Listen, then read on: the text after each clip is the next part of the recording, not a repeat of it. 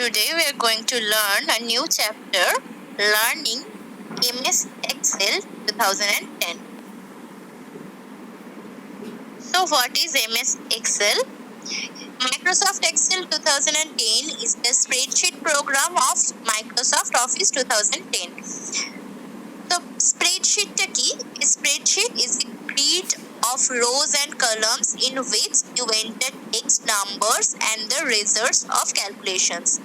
Spreadsheet হচ্ছে একটা grid যেখানে রোজ এন্ড কলামস থাকে, আর সেই স্প্রেডশিটের একটা সেলের মধ্যে তুমি টেক্সট, নাম্বার এন্টার করতে পারবে, আর সেই নাম্বারস দিয়ে ক্যালকুলেশনস করে তুমি তার রেজাল্টটাকেও সেই সেলের মধ্যে স্টোর করতে পারবে।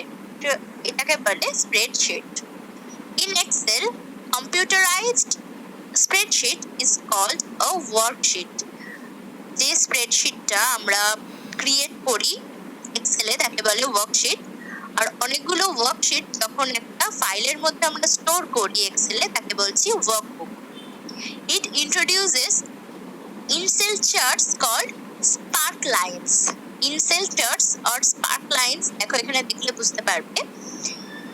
এই যে সেলের মধ্যে যে চার্টস গুলো শো করা হয়েছে, দেখো লেখাও আছে ওখানে স্পার্ক লাইনস, মানে যে ডেটাগুলো আমরা এন্টার করেছি এই একটা সেলের মধ্যে সেই ডেটাগুলোর সঙ্গে সেই ডেটাগুলোর অ্যাকর্ডিংলি একটা গ্রাফ ওখানে ক্রিয়েট হয়েছে সেলের মধ্যেই। ইনসেল চার্ট, সেটা ইনসেল চার্ট ক্রিয়েট হয়েছে, সেটাকেই বলা হচ্ছে spark lines.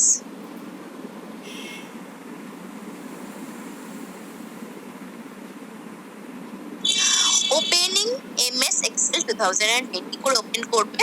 First you have to go to Start menu, then click Start button, then All Programs, Microsoft Office, and then you have to click MS Excel 2010. এইভাবে open করা হলো। The Excel window opens a screen containing a workbook. এভাবে workbook একটা open হলো। The temporary name is Book 1. তুমি যদি তোমার ওয়ার্কবুকের name change না করো, একটা টেম্পোরারি নেম ওখানে ফার্স্টেই দেওয়া থাকবে, সেটা দেওয়া থাকবে বুক 1। তুমি সেটাকে ইচ্ছা মতো চেঞ্জ করতে পারো। Worksheet and workbook. ওয়ার্কশিট আর ওয়ার্কবুক কাকে বলে আমরা জেনেছি। Worksheet or sheet is a single page in file created with an electronic spreadsheet program Microsoft Excel. আর ওয়ার্কবুক হচ্ছে অনেকগুলো ওয়ার্কশিট যেখানে আমরা স্টোর করছি সেই ফাইলটাকেই আমরা এমএস এক্সেল এর নাম দিয়েছি ওয়ার্কবুক। ঠিক আছে, তো নাও কম্পোনেন্টস অফ এমএস এক্সেল 2010। এখানে দেখো ফার্স্ট ওয়ান রিবন। রিবন আমরা দেখতে পাচ্ছি কোথায় রয়েছে, এই রিবনে থাকে the ribbon contains multiple tabs, each tab has several groups of commands. Tabs রয়েছে দেখো এখানে, clipboard, font, alignment etcetera tabs গুলো রয়েছে এখানে। গ্রুপস অফ কমান্ডস রয়েছে, অনেক কমান্ডস রয়েছে যেগুলো আমরা ইউজ করে নানা রকম কাজ করতে পারি। Quick Excel toolbar, access toolbar, quick access toolbar রয়েছে রিবনের ওপরেই। সেখানে কি কি রয়েছে, সেভ, আনডু, রিডু এটসেট্রা এই কমান্ডগুলো ওপরে রয়েছে। এই আইকনস গুলো ওপরে রয়েছে দেখতে পাচ্ছ, সেটা রয়েছে কুইক অ্যাক্সেস টুলবারে। Then name box. Name box তোমরা দেখতে পাচ্ছ A1 নেম রয়েছে এখানে। It contains the name of the cell with its column and row names combined. এখানে যে সেলটা সিলেক্ট করা হয়েছে দেখো ব্ল্যাক বর্ডার দিয়ে ঘেরা রয়েছে, সেই সেলটার নাম হচ্ছে কলাম ওয়াইজ এ আর রো ওয়াইজ 1। সো নেম বক্সে সেই সেলটার নাম লেখা রয়েছে A1। Formula bar, formula bar FX দেখতে পাচ্ছ। This is mention as FX. এই এফএক্স হিসেবে ফর্মুলা বারটা দেয়া থাকে to write formula in Excel. এক্সেলের ফর্মুলাগুলো এই ফর্মুলা বারে আমাদের লিখতে হয়। Then active cell. Active cell কোনটা? যেটা আমরা যে সেলে আমরা ক্লিক করেছি আর যে সেলটা একটা ব্ল্যাক বর্ডার দিয়ে ঘেরা রয়েছে সেটাই হচ্ছে অ্যাক্টিভ সেল। শিট ট্যাবস দেখো একদম নিচের দিকে রয়েছে, শিট 1 2 3 এটসেট্রা, এটা হচ্ছে sheet tab. Then column letters কোনগুলো দেখতে পাচ্ছ? A B C D E F, এইভাবে যে অ্যারেঞ্জমেন্টস রয়েছে কলামস গুলোর, এগুলোই হচ্ছে ইন্ডিভিজুয়াল কলামস গুলোকে ইন্ডিভিজুয়াল নাম দেয়া রয়েছে, এগুলোই হচ্ছে কলাম লেটার। তেমনি রো নাম্বারস, এক একটা রো কে 1 2 3 4 করে যেরকম ভাবে নাম দেয়া রয়েছে, অ্যারেঞ্জ করা রয়েছে, সেগুলো হচ্ছে row numbers. So these are the components of MS Excel 2010. Now entering data in Excel এ তুমি কিভাবে ডেটা এন্ট্রি করবে? যে সেলে তুমি ডেটা এন্ট্রি করতে চাইছো সেই সেলটাকে ফার্স্টে তোমায় ক্লিক করতে হবে, সেখানে তুমি ডেটা এন্ট্রি করলে ঠিক তার পাশের কলামে যাওয়ার জন্য তুমি ট্যাব কি প্রেস করতে পারো, তাহলে তুমি যেতে পারবে নেক্সট কলামে। আর তুমি যদি এন্টার কি প্রেস করো তাহলে তুমি যেতে পারবে নেক্সট রোতে। তাহলে ট্যাব কি প্রেস করে যাব আমরা নেক্সট কলামে, আর এন্টার কি প্রেস করে আমরা যাব নেক্সট রোতে। দেখো এই পিকচারেও তাই দেওয়া রয়েছে, ট্যাব দিয়ে দিয়ে পাশের রোতে যাচ্ছে, তারপরেতে একটা পুরো রো ফিল হয়ে গেলে পরের রোতে যাওয়ার জন্য আমরা এন্টার কি প্রেস করছি।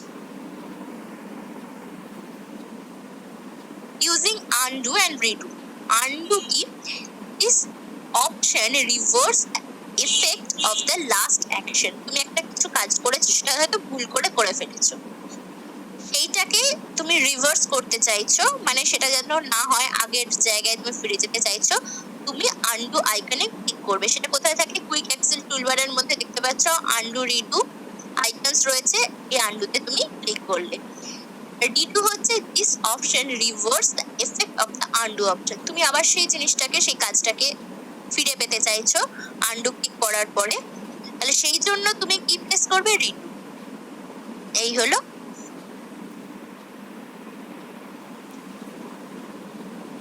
Now editing, moving and copying data. To edit or change data in a cell, double click on the cell and do the required changes to the data. Double click করতে হবে সেলের মধ্যে, তারপরে তুমি সেই ডেটাটাকে change করতে পারবে বা এডিট করতে পারবে। To move data from a cell, click the cell, select home tab, click cut from illustrations group. তুমি একটা কোনো ডেটাকে সেল থেকে মুভ বা রিমুভ করে দিতে চাইছো, তুমি কি করবে? সেখানে তোমার সেটা কাট করতে হবে। কি করতে হবে? হোম ট্যাবে যেতে হবে, সেখানে ইলাস্ট্রেশনস গ্রুপের মধ্যে কাট অপশনে, মানে কাট আইকনে গিয়ে তোমাকে ক্লিক করতে হবে, তাহলেই সেই ডেটাটা সেল থেকে মুভ হয়ে যাবে। কপি করতে গেলে কি করতে হবে? সেম ভাবে সেই সেলটাকে সিলেক্ট করতে হবে, হোম ট্যাবের ইলাস্ট্রেশনস গ্রুপের মধ্যে কপি যে আইকনটা আছে সেই আইকনে ক্লিক করতে হবে, তাহলেই ওই ডেটাটা কপি হয়ে যাবে। নেক্সট পেস্ট, এখানেও আবার হোম ট্যাবে ক্লিক করতে হবে। হোম ট্যাবে ক্লিক করে তুমি যে সেলে ফার্স্টে তুমি যে সেলে কপি করতে চাইছো কোনো ডেটা, পেস্ট করতে চাইছো কোনো ডেটা, সেই সেলটাকে প্রথমে ক্লিক করতে হবে, তারপরে হোম ট্যাবে যেতে হবে, তারপর ইলাস্ট্রেশন গ্রুপের মধ্যে পেস্ট অপশনটা ক্লিক করতে হবে, তাহলে সেই নতুন সেলে সেই ডেটাটা পেস্ট হয়ে যাবে।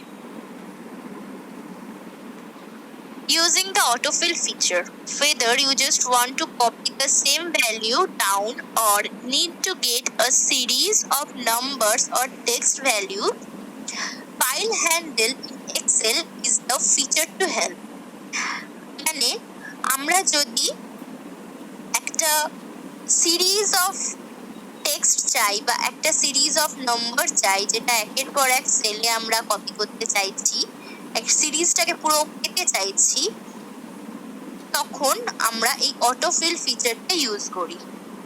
এখানে দেখো, file handle is a small square that appears in the bottom right corner when you select a cell or range.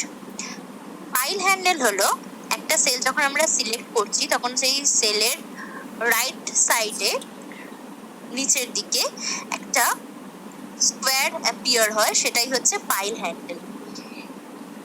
এই ফাইল হ্যান্ডেলকে কাজে লাগিয়েই আমরা অটোফিল ফিচারটা কাজে লাগাতে পারি, এই অটোফিল ফিচারটাকে ইউজ করতে পারি। তো অটোফিল ফিচার আমরা কখন ইউজ করছি, যখন আমাদের একটা গ্রুপ অফ নাম্বারস চাই বা একটা সিরিজ অফ নাম্বারস চাই বা একটা সিরিজ অফ টেক্সট চাই, যেটা আমাদের ইচ্ছা অনুযায়ী একের পর এক সেলসে সেই টেক্সটগুলো বা সেই নাম্বারসগুলো এন্টার হবে।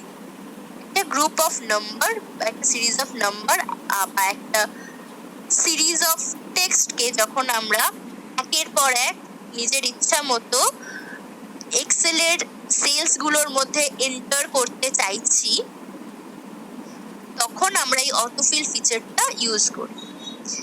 The scheme is simple, কিভাবে কাজে লাগানো যায়, কিভাবে অ্যাপ্লাই করা যায় অটোফিল ফিচারটা।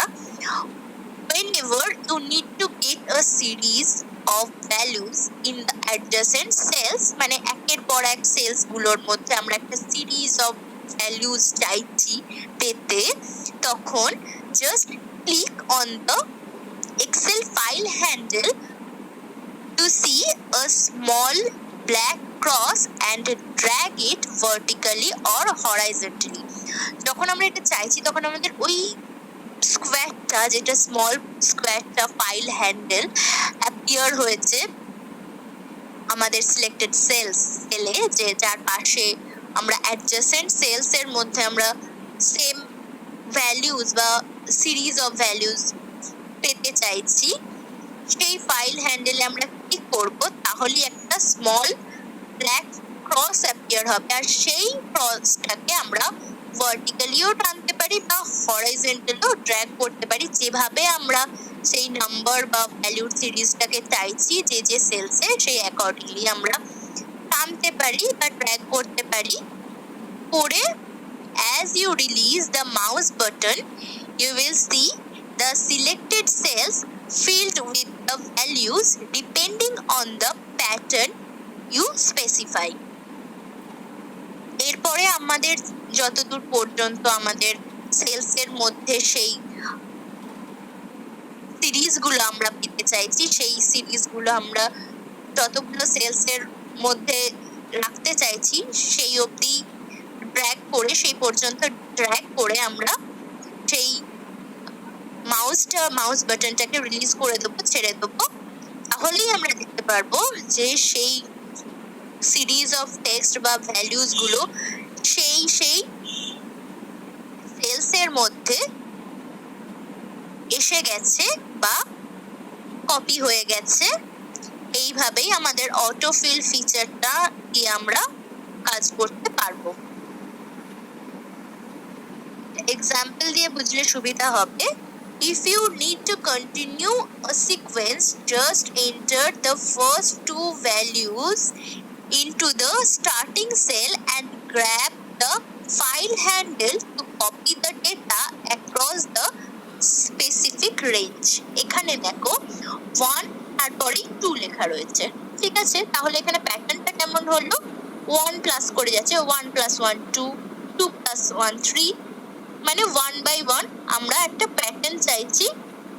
সেখানে দেখো আমরা ওই ফাইল হ্যান্ডেলটাকে ক্লিক করেছি, করে যে ব্ল্যাক ক্রসটা এসছে সেটা আমি 10 পর্যন্ত রাখতে চাইছি। 10 পর্যন্ত নাম্বার আমি চাইছি অ্যাডজাসেন্ট সেলসে কপি হয়ে যাক, তাই আমি 10 সেল পর্যন্ত ওই ফাইল হ্যান্ডেলের ওই ব্ল্যাক ক্রসটাকে ড্র্যাগ করে ছেড়ে দিয়েছি।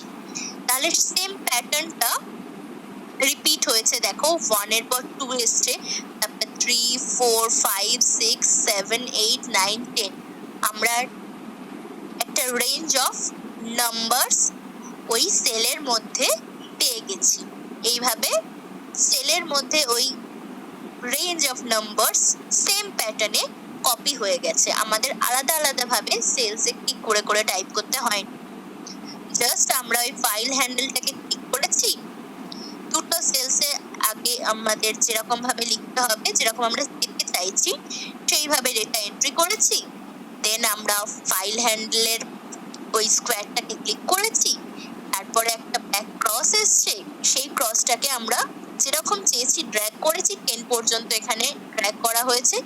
সেই রকম সেম প্যাটার্নে 10 পর্যন্ত সেই সিরিজ অফ নাম্বারস এখানে অ্যাপিয়ার হয়ে গেছে। Okay students, thank you for watching the video.